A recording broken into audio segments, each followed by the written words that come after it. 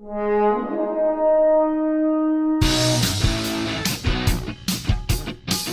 and welcome to Minute of the Apes, the daily podcast where we break down every minute of the Planet 8 movies 1 minute at a time. I'm Todd, and as always, I've got Richard and Sean with me. Hey, happy February 16th. We made it. We made it. We made it to the end of the week, and we are up to minute 95, Sean. We got our, we're going to start minute 95 with our group climbing scaffolding to get into the caves, and it's going to end with Cornelius saying, a stage of primitive barbarism. And as a minute 95, we've got 2 living humans, 2 dead, poor Dodger and Stewart, shrewdness of apes, and a gaggle of humans. Now, this minute, not a lot happens in. It's a lot of 1 or 2 shots of something happening. It's a pretty, I don't want to say boring minute, but I mean, I'll at least say the takeaway that I get right at the front. These are some pretty shitty climbing apes. They can't even climb a ladder. You would think they would just climb up. Fly up it, yeah. Why don't they ever make the monkey noise? We have that in the soundtrack, but why doesn't one of them go? We have we have them hunkered over. We have them like I can't even. You're showing me. They're making their hands kind of simian-like clench, but never do they make any sort of ape overtures like that. Ape overtures. Yeah. So this minute is composed of, I think, 3 shots, basically. We got 6 seconds in the climbing scaffolding to get in the caves, and they don't even get into the caves at that point. Then we got 18 seconds of them actually getting into the caves. I love that you have this timed out. I'm sitting there going, I'm saying one shot, and then 32 seconds of them getting into the cave, climbing down a ladder, walking down a slight incline, and then everybody getting into where almost you could see the X's on the ground where they're all getting staged into their spots. Their positions. Right. Yeah, everybody hit first positions. So Cornelius goes up first because he's excited to show the cave. Mm-hmm. Zaius follows second, then Zira, then Taylor, and I believe that's Nova behind him, right? Is she behind him? Yep, she's behind him. Dumb question. I mean, this is there are no dumb questions. This is 1969, 1968. Are these real trees they're climbing on? I mean, today they wouldn't use real trees. They would just find props. You mean the ladders and whatnot? Ladders, yeah. Are they made of real lumber? Yeah. Yeah. That's. I would think back then for sure. Yeah, definitely. I mean, nowadays they might have some polyurethane thing that's molded and right, it's cheaper. It would look like but lumber. no, that right, they all built by hand. Yeah, that's actual scaffolding. Yeah. I felt like I was like on the Gilligan's Island set. Yeah, kind of. I did notice numerous times as Taylor was walking along the scaffolding, he may be wearing those little rubberized things they made for his feet, oh my God, he is in such pain as he's walking. He's just sort of maybe you can see him kind of grimace. Yeah, he is not enjoying He might have also been standing on hot sand for a little while. I'd say it might be hot wood or something like that. Or you could be getting splinters, who knows? And speaking of Heston, I'll throw out my favorite Amazon note that I've had in a while, that Heston was always producer Arthur P. Jacobs' first choice. Would anyone like to guess who he considered as a backup? Each of you get one guess, a star of that era, of the 60s. Who would he have thought of? I don't know when... For this movie? To back up if he couldn't get Charlton Heston, the producer, who would he have gotten? Cary Grant? Steve McQueen. Marlon Brando. Marlon Brando. What? That's what Amazon has, is that Marlon Brando. So he would have caught him. Get your hands off me, you damn dirty ape. But it's a madhouse. He would have gone with the image that Heston is portraying. Right? And you think more so than. And at that time, Brando, I'm not going to say he was pretty, but he was young and still nice looking. He hadn't become the slovenly person we knew him to be later on. Right. And so maybe it would have worked, but you would have definitely had a different approach. Mm-hmm. For sure. It would have been a lot of Brando just sitting in the cave, all wet, rubbing his head. I just shaved. I can't believe I'm on this planet of the apes. Did you ever watch the making of Apocalypse Now? Yes. Have you ever seen that? All Richard? the outtakes Into of him Darkness or the Heart Making of the Apocalypse? Yeah, No, it was shot by Coppola's wife. Uh-huh. It is one of the most interesting making ofs because, Coppola suffered a heart attack. There was a typhoon that hit the island. But some of the most interesting stuff is that Coppola had worked with Brando on Godfather. They already knew each other. Brando shows up to the set, does not know his lines, and they'll just have the camera here, and you'll hear Francis going, "Okay, Marlon, I want you to walk in, and I want you to talk about this and this." And Brando just comes up and just like Sean wiped his sweaty head, wiping his sweaty head, going, "I really don't know what to talk about." And from that, they gleaned a performance. And can you imagine that being done on Planet of the Apes? What the movie would be like? Wow. Yeah. There's our little Brando aside for the day. I can't. So as we walk, I don't want to see Brando skinny dipping either. So our script direction for this is the sun hovers over the lofty rim of the lake like a great red balloon. I'm sorry, say that again. The sun hovers over the lofty rim of the lake like a great red balloon. Now they're calling it a lake. That's what I was about to say. The wall of the gorge in shadow is a darker hue. Boy, now they're getting pretty specific with their script into color direction. Yeah. Their crenellated Jesus. wall looking like a red cathedral is aglow with sunlight. And that's not at all what we see. It is so the mouth of the cave so is the mouth of the cave as the three apes, Taylor and Nova, pass through it. Well, again, when we were talking about cutting out stuff in the script at the end, I mean, well, do we wait for the night to come down, or do we wait for the sun to start setting to shoot it? Or hey, guess what? Everybody, it's noon. Let's start climbing up the caves. Go. Now, I want to step back to what Richard talked about, and I know you're looking at the movie over there of how they enter the cave. Right. You said that Taylor enters last. No, Nova enters last. But Taylor before them? Taylor before him, yeah. Is that not the dumbest thing in the world? Because now everyone else is safe in the cave, and if Zaius has another sniper up, you've isolated yourself and you're done. Well, I suppose he's making sure that Zaius gets in the cave, if you will, I saw Dog Day Afternoon, and I know how you take a hostage and go, "I'm not doing it."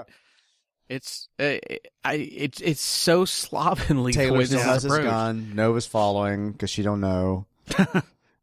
So they enter the cave. They come. There's a platform as you come in the cave, and they have to take a very small set of a small ladder down into kind of the belly of the cave, if you will, right?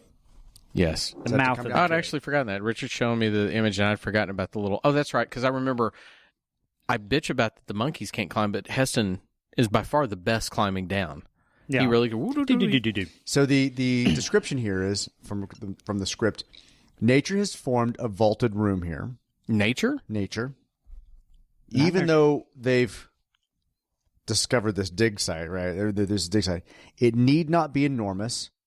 So, good question. That's actually a very good question. Mm-hmm. Why would they think to go into this cave and find these things? I wondered when we go into caves now and find drawings on the walls, they've always been caves. Like, they were not suddenly like just, ooh, it's an open cave. Okay, well, you could make it out. They're on an adventure into landed. the Forbidden Zone.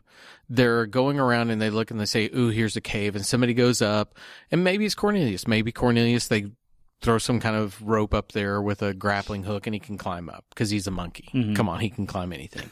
He climbs into the room, he finds something, and he starts saying, we should look here. We should dig here. Now, we know enough of the pop culture beats to kind of know what's happened to this world. Mm-hmm.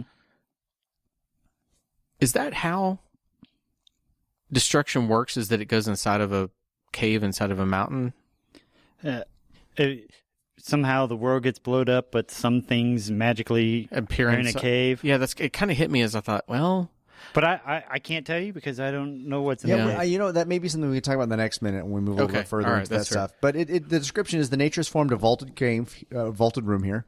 It need not be enormous, but should be as weird and fantastic as production capabilities permit, which is the exact opposite of what they did. Yeah. Which is just basically a cave with some scaffolding in it. But they did a great job of lighting this compared to so much earlier of this where it's not textured lighting. It's dark and mysterious. There are pools of light. We're supposed to believe that it's a cave as opposed to just a flat room. You can obviously tell if you've watched enough films, you can tell this is done on a soundstage. It is not an actual location, but it's a very well done approach to it. True, yeah, it's not a location. Yeah, we just went from the beach, right, to very much obviously an isolated location, right? Yeah, our set. Well, I like the fact that if you look at it, you can tell that apes are slobs too because tools and instruments are just kind of strewn about the whole place. Nobody really gave a shit about how anything looked. When you look at those excavation sites, they had the exact same kind of things. I mean, this looks like an excavation site. Well, that's what I'm saying. Apes are slobs too. Well, but at the same time, they're slobs, but those are some of the neatest, most precise digging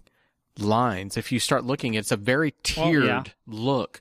And so that's why I brought up before, did Cornelius build that scaffolding alone, or did he have help? And in this, I'm sorry. It's a team. Yeah, that has to be a team that's helped him, because that's a lot of digging. So it says, should be as weird and fantastic as production capabilities permit. There's an ape-made excavation in the floor of the cave. Did it say ape-made? Ape-made excavation in the floor of the cave. Some 10 feet square and 8 feet deep. Some small objects lie on the rim of the excavation.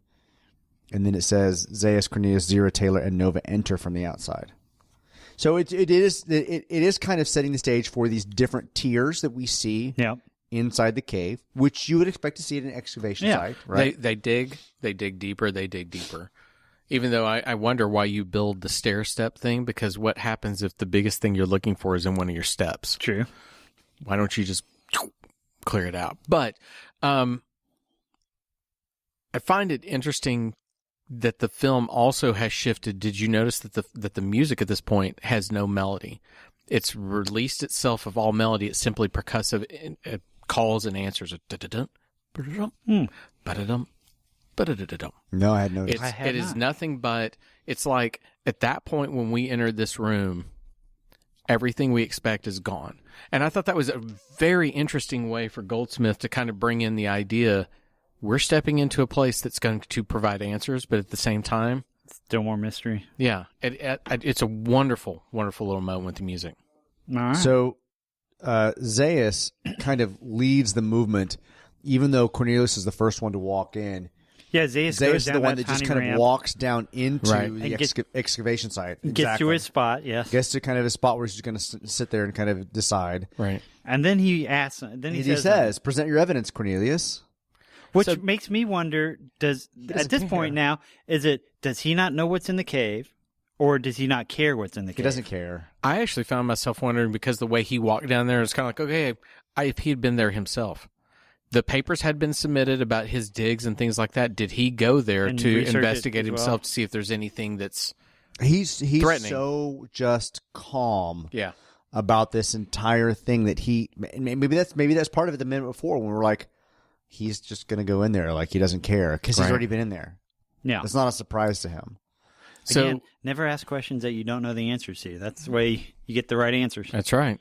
And so we find out at this point, too, that Cornelius says that there's evidence that dates back some 1,300 years, which would put it 100 years before the ancient scrolls are written. Yeah. So, once again, we've set up the folklore, the existence of whatever this culture is that he's been digging for was 100 years before the scrolls. Mm-hmm. Is it just once again a ham-fisted effort for them to go, okay, the apes have been here 1,200 years. This culture was here 1,300 years ago. I think we end our minute before we actually get to that line. Do we? The minute it ends with a stage of primitive barbarism. So Cornelius did I jump ahead? So Cornelius I'm says, sorry, I had the wrong at notes. this level. What have you done? I'm done with this podcast. See you guys. Cornelius says, it was at this level I discovered traces of an early ape creature, stages of primitive barbarism. Okay. And then it ends. We don't get anything else. Then we'll tackle that next week. I want to go into this next minute so bad. I want it to be Monday. But that's why we have 4 more weeks. So basically, Zaius walked down into the belly of the pit. He kind of glances to his right, walks in a circle, glances briefly over to his left, then just kind of plops himself down and says, present your evidence, Cornelius. Mm-hmm. The way, in watching that moment, the way that he moved around that room as if he was already seen it or just wasn't impressed. He already walked around that room kind of dismissive, like, yeah, okay, all right, I'm in a cave. Cool. All right, cool. All right, what you got? Like, he didn't care. You can definitely take it that he can be dismissive. I still, every time I watched it, thought he's been in this place before. He knows what's going on. I think he's been out to the Forbidden Zone. I think he has tea there. He sit out, amongst the ruins. Well, obviously he has to know where it is in the Forbidden Zone because he shows up, the minute they get to the cave. So they've been tracking him for however long they've been heading out there. Yeah, so I would think that he's been out there before, yeah. So at this point, Zaius has kind of propped himself kind of to, I guess it's to the right. Screen right. And Taylor has also moved down into the dig site over to the screen left. Mm-hmm. Zira is kind of in the center, but also in the dig site. Nova is standing up on the ledge, not getting down into the site, and Cornelius is kind of starting to make his way into the site to start his conversation. It was at this level I discovered traces of an early ape creature stage of primitive barbarism. So when they say primitive barbarism, is there a